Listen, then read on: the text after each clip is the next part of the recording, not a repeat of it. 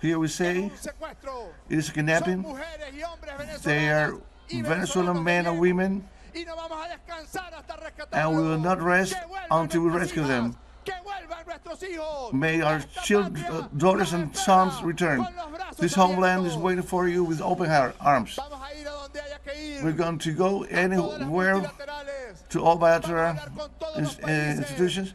We're going to talk to all countries. President Nicolas Maduro is making contacts one by one with heads of state, heads of government, with multilateral organizations of human rights, and all of them, we have expressed our position, staunch position.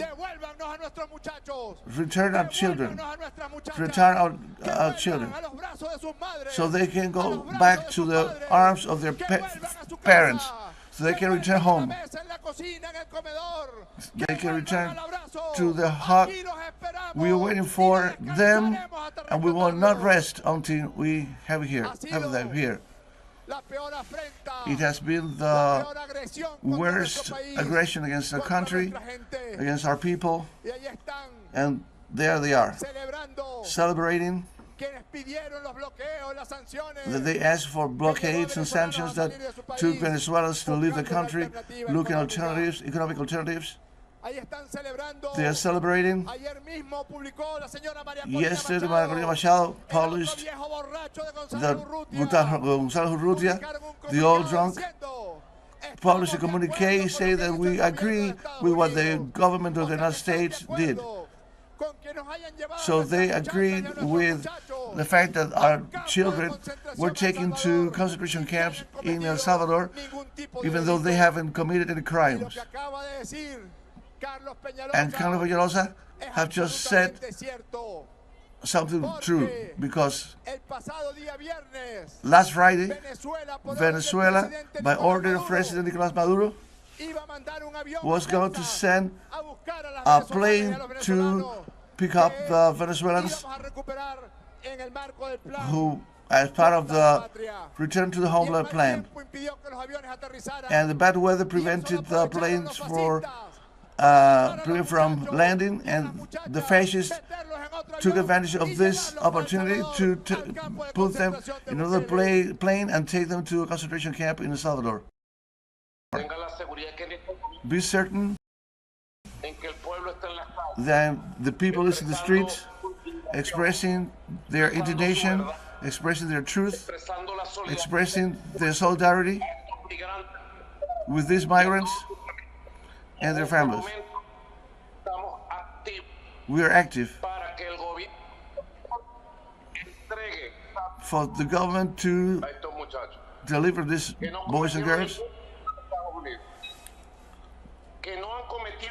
who have not committed any crimes in the United States or El Salvador, who have not received the due process, who have not been sentenced by a judge in the United States. This violates all rules of international law, of human rights, and the world is speaking out.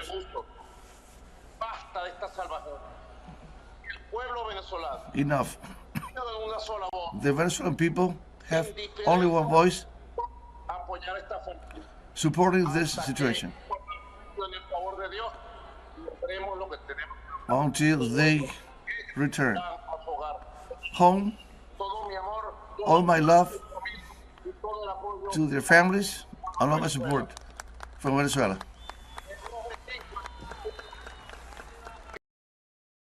In Panama, members of the United for Life Alliance marched this Tuesday to demand the repeal of the recently approved Bill 163 on the Social Security Fund. The demonstrations will take place as of 4 p.m. local time and will go to the National Assembly to reject the government's project. Likewise, during March 19th and 20th, leafleting Picketing and partial road closures will take place throughout the country as a measure to pressure against the executive and parliament. In this sense, several social movements denounce that with a new law, the government intends to steal the resources of the Social Security Fund and hand them over to the banks and private pensions administration companies.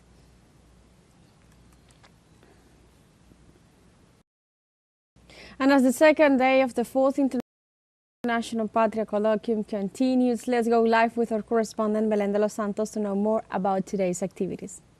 Exactly, we continue here at this fourth edition of the Patria Colloquium in the University of Havana.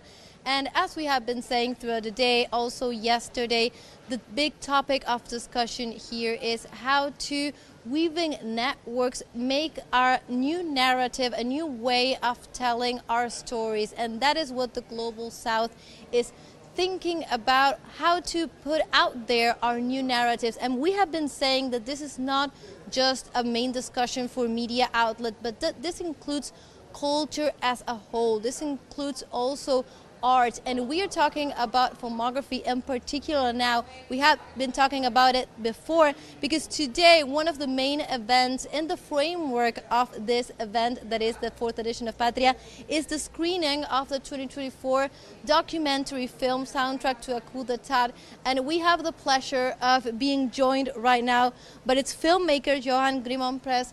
Thank you so much, Johan, for joining us here in teleSUR English. And I would like to start by asking you, why is it important to have this screening showcased in the framework of this event that is discussing the possibility of showing new narratives into the world, of rethinking the way in which we tell our own stories? Right, well, the film plugs into, of course, the whole idea of history. Voltaire used to say history is the common lie. No, history is the lie we commonly agree upon. And you might as well say her story or histories in plural. And so it's so crucial to sort of rewrite what that all means. You know, as J. Baldwin used to say, we are not our past. We are not actually, history is not the past. We actually are our history. And so the film plugs into a story that is set in the 1960s about the Global South, where in the United Nations during the 15th General Assembly there was a political earthquake where the Afro-Asian bloc, the Global South, gained a majority, and that caused consternation in East and West versus the Global South, where both East, and at the time it was Soviet Premier Nikita Khrushchev, and at that point initiating the decolonization resolution, which is quite crucial, but it's hardly been talked about. And then the West, on the other hand, was sending armed twisters, basically CIA agents, on the territory of the international sort of side of the world body of the United Nations, buying up votes. They were CIA agents, and at the same time sending jazz ambassadors, using music as a propaganda tool to win the hearts and minds of the Global South. But the flip side of this, while the decolonization resolution is being proposed, will be sponsored by the Global South, ratified 14 December 1960, actually the flip side of that is that my country, because this film digs very much into the sort of a dark page out of the history of my country, which is wiped under the carpet, was that how the West was about to deal with this decolonization and this wind of independence blowing over the continent of Africa, was actually using murder and assassinate the first democratically elected Premier, Patrice Lumumba, of which my country, in cahoots with the CIA, was involved. And so that story hasn't been told. But it ties into a lot of other sort of narratives that are dealing with the Global South. For example, you know, Fidel Castro was giving his first speech in 1960 at that 15th General Assembly, together with a lot of non-aligned leaders, amongst Indian leader Jawaharlal Nehru, the first independent leader of Ghana, Kwame Nkrumah, but also Fidel Castro gave his longest speech. It's still the longest speech in the history of the United Nations. But he was actually accusing and sort of advocating that Patrice Lumumba would be back put in government. But we could not source the name of Patrice Lumumba at United Nations archives, so we had to come to Havana to actually find it here. And so again, we reinserted that there's sort of a rewriting of history, but also it tied into so many threats to the Global South. So It's so interesting to think about how a lot of the things that are being discussed here at this event are tying together, right? We've been talking with our media partners from, for example, Pan-African TV, and how to rewrite and retell those stories, and in this case, how the arts and through a documentary, there's another story to be told. And as we're talking about the role of the arts in this, as you were saying, music plays a very important political part that your documentary highlights. Can you tell us a little bit more about how music becomes a political agent in this way? Yeah, indeed. While I was researching for this film, I discovered that actually music very much was a historical agent. It's not just a soundtrack to a coup d'etat. It's the soundtrack to a political situation. And so it's as much also the rumba, which was actually sourced, it ties back into the 4th, 5th, 6th generation of Cuba, where Congolese made the transatlantic passage, reinvented the music, and the Congo was a big part of that. Ended up as the cha-cha, which made its way back to the Congo, became a very political movement, this music. So much so that when Patrice Lumumba, for example, was put in prison because he was calling for independence, when he was flown over and upon demand from unanimously by all the Congolese political party at a round table where they're discussing independence, he was accompanied by the musicians. And so on the spot when independence was claimed, they composed Independence Cha-Cha, and it became a huge important anthem for the political movement within the continent of Africa. But not only the rumba, for example, there's also Louis Armstrong, right? And he was a jazz ambassador. He was sent about 1 month after the General Assembly, 15th General Assembly top, where he was used as a cover for actually what's happening underneath was the overthrow of Patrice Lumumba, but also subsequently the assassination. And so here you have sort of a very schizophrenic stance, but Louis Armstrong sent to defend democracy, while back at home there was in full fling of civil rights movement. They were not allowed to even vote because they were second-rate citizens. So the music, in a sense, sort of steps onto the political stage, but vice versa, the way we treated the politicians was that they were sort of becoming function in the editing as sort of lead singers to the jazz compositions as well. So they went back and forth. That is definitely an experience to see, right? This documentary screened at this moment. And just before we end, Johanna, I would like to ask you, you were just talking about, for example, the political significance of Fidel Castro's speech at that famous UN conference. What does it mean to you that this documentary is going to be presented now at one of the symbolic theaters, the Yara Theater here in Havana, nonetheless? Right. Well, it's a bit of a homecoming, right? It's a bit of a homecoming. You have to know also what other feature, another big topic in the film is that Fidel Castro was thrown out of this hotel. And so Malcolm X invites him to Harlem, to the Hotel Teresa. But spontaneously what happens in Harlem, because suddenly, the whole situation of Harlem was suddenly thrown in front of the world media, and it actually made a cause also for what was going on within the United States, because it's still this whole civil rights movement. But spontaneously what you see is you have Abdel Nasser visiting Fidel Castro at the Hotel Teresa. They have an 80-minute talk on the sidewalk in Harlem. Jawaharlal Nehru, Indian leader, comes to visit him. Then we have Kwame Nkrumah as well at the same spot, which is 125th Street and 7th Avenue, which is sort of the spot of the Black Nation movement in the United States.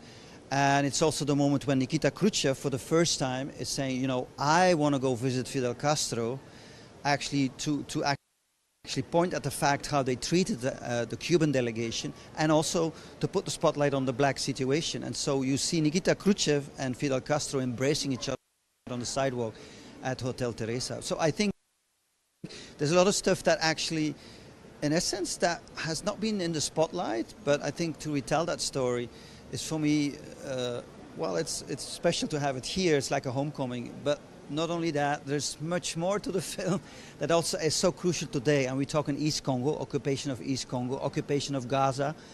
And we can add Yemen, we can add Sudan. So it's not what the film focuses on. It's not sort of something of the past. Again, it's history, but a history that's very much alive. And it's something that should be talked about. And I think this forum is so much about this as well. Exactly, and the challenge challenge of thinking about these narratives with an intention of really being able to rewrite it from a Global South perspective. Thank you so much, Aham, for joining us in teleSUR English. It's been our pleasure. And the invitation is on today at Yara for soundtrack to a coup d'etat. And as we were thinking, the importance of thinking about these cultural artifacts as a way of rewriting history and also doing it through a collaborative spirit. So that is all just for now, because we will continue bringing you the updates on the Patria Colloquium. Back to you, studio.